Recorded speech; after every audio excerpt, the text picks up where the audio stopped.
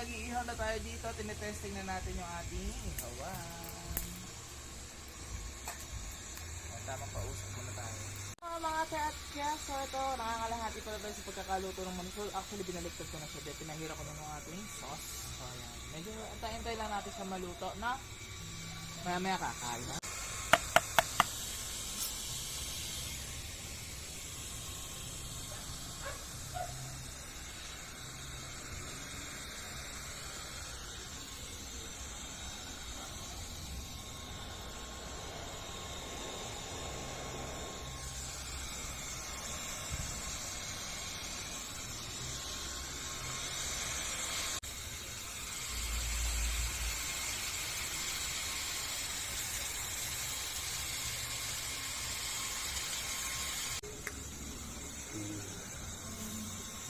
Sarap dito, sarap dito inumin eh.